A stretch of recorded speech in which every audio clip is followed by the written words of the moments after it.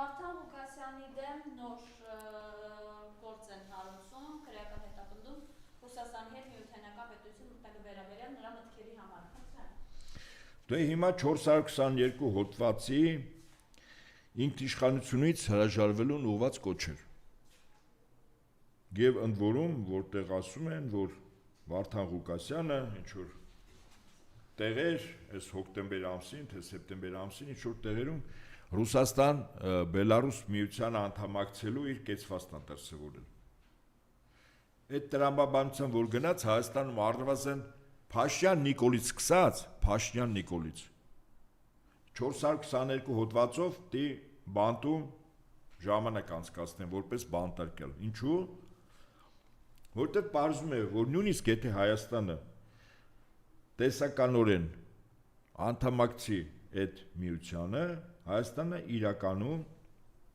այն չափով, ինչ չափով, որ Հայաստանը կարող է անդամակցել Եվրամիությանը, չի կորցնում իր ինքնիշխանությունը։ Ակնհայտ է, որ ցանկացած վերպետական կառույցի անդամակցելը, լինի քաղաքական, տնտեսական, թե ռազմական, քո ինքնուրույնությունից ինչ-որ մաս բաժին ես հանում ընդհանուրի շահերի պաշտպանության տրամաբանության մեջ։ Եվ շատ բնական է։ Եվրամիության անդամ երկրներից հիմնականում այդ միության ճակատագիրը մի քանի պետություն են որոշում։ Ընդ որում այդ պետությունները առաջնորդին որոշում են իրենց բնակչության թվաքանակով, որտեղ ասենք նույն Եվրամիության անդամակցելու հետ կապված քո ձայնի իրավունքը ոչ թե 100% է, այսինքն 1 ձայն, դա կախված է Եվրամիության անդամ երկրների, ասենք 500 միլիոն բնակչության մեջ քո երկրի բնակչության թվաքանակը քանի տոկոս է կազմում։ 1 ձայնի այդքան տոկոսը։ Ասենք 2.5 միլիոն է Հայաստանի բնակչությունը, փաստացի կես տոկոս։ Այսինքն ոչ թե 100%, որը 1 ձայն է, այլ կես տոկոս։ Հայաստանը այդպիսի ձայնի իրավունք ունի։ Ժամանակին ես եւ իմ ընկերը, երբ այսպիսի թեմա կար, 422 հոդվածի Հայկ Այվազյանը, որը լույս տեղեկատվական վերլուծականի ղեկավարն էր, երբ 23 թվականի մայիսի 3-ին ազգային ժողովի կողմից երկրորդ ընթերցմամբ եւ ամբողջությամբ ընդունվեց ՀՀ քրեական օրենսգրքում լրացումներ կատարելու մասին ՀՀ կառավարության առաջարկած օրենքի նախագիծը, մենք այդ ժամանակ Եվրամիության հետ կապված Հայաստանի անդամակցության փաստական, տնտեսական, քաղաքական գործունեության, այդ թվում նաև եվրոպական մի շարք կառույցների, Եվրախորհրդի հիմնավորումներն ենք տալիս, թե ինչ ասելի, եթե Հայաստանը մտնի եւ դառնա Եվրամիության անդամ, եթե իհարկե դառնա։ Ակնհայտ է, որ չի դառնալու եւ Եվրոպան ինքն է որպես Եվրամիություն շուտով ոչնչանալու եւ դրա մեջ անուրանալի դեր ունի Միացյալ Նահանգների նախագահը, որտեղ Եվրամիությունը գլոբալիստների կառույց է, բայց մեկ ուրիշ փաստ էլ բերեմ, որ Եվրամիությունից ժամանակին դուրս եկավ Բրիտանիան։ Երբ ուսումնասիրում ենք դուրս գալը, հիմնավորումները, հայտարարությունները այդ երկրի վարչապետի պաշտոնատար անձանց, իմ ձեռքի տակ է վերլուծությունները, պարզում է, որ փաստացի Բրիտանիան դուրս է եկել Եվրամիությունից,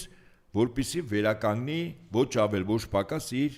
ինքնիշխանությունը, որը կորցրել էր, երբ որ դարձել էր Եվրամիության անդամ։ Այս վերլուծությունները եւ գնահատականները փաստական իմ ձեռքի տակ կա, ես հորդորում եմ, եթե Վարդան Ղուկասյանի փաստաբանները ցանկություն ունեն, ես կարող եմ տրամադրել այս զուգահեռը տանելու, թե ինչ ասել է Հայաստանը, եթե անդամակցի Ռուսաստան Բելարուսին, որքանով է կորցնում ինքնիշխանությունը, ինչ չափով եւ որտեղ, եւ Փաշինյանի կողմից իրականացվող քայլերը, որ Հայաստանի ժողովուրդը ինքն էր ասում, որ արդեն պատրաստ է Եվրամիության անդամակցելու, ինչքանով է այդ դեպքում Հայաստանը կորցնում ինքնիշխանությունը։ Ուստի եւ ես կարծում եմ, որ փաստաբանները կարող են այլ մարտավարություն որդեգրել հակընդդեմ հայցով Հայաստանի Հանրապետությանը առնվազն մի քանի 100 անձի նկատմամբ, փաստաբանները թող ընտրեն Փաշինյանից սկսած,